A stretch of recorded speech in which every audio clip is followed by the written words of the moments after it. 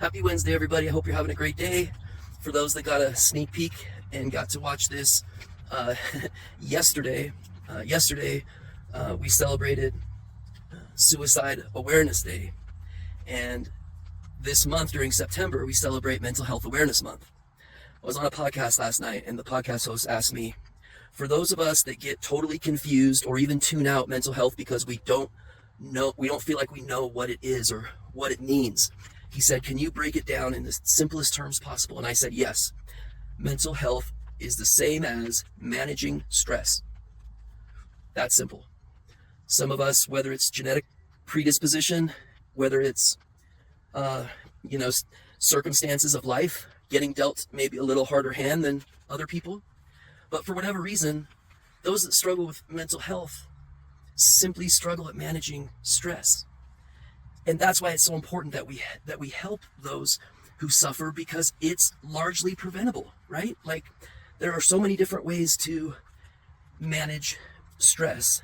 But as we all know, life can be very, very cruel.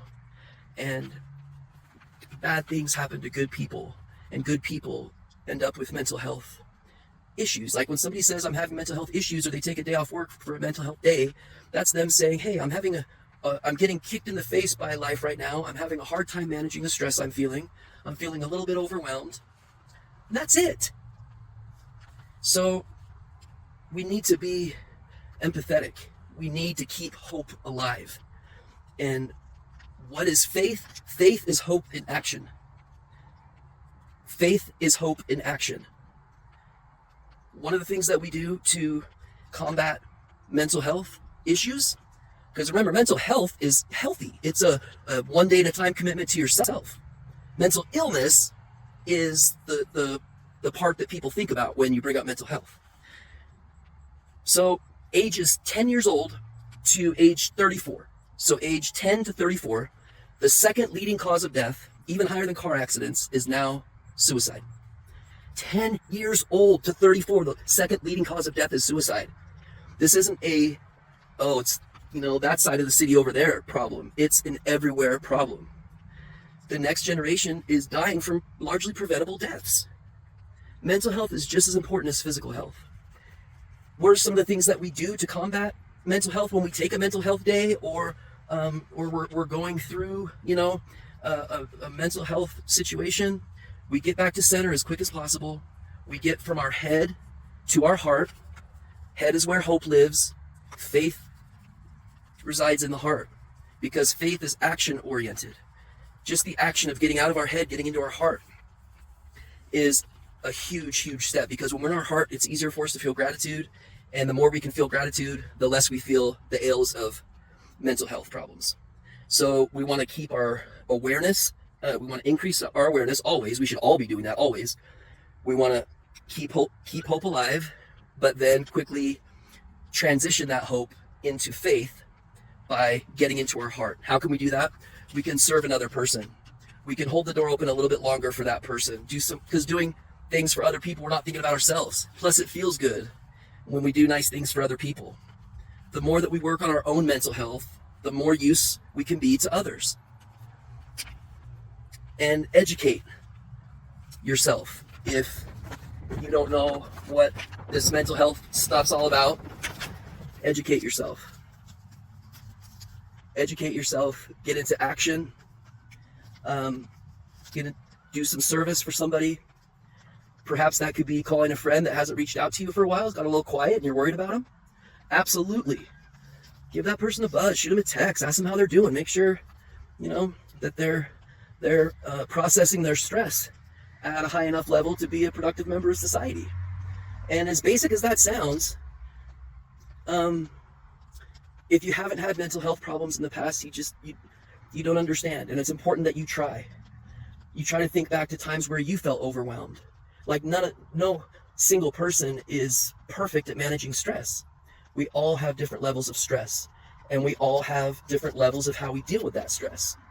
And so it's really, really important that we educate ourselves, that we continue working on ourselves, we keep hope alive, but we quickly transition to our heart. And sorry, that sun's probably killing you guys. I could walk backwards for a while.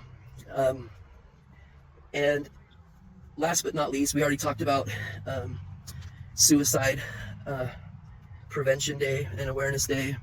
And I can't post on September 11th without thanking all those heroes and courageous people that died on September 11th, 2002, or 2001, I guess.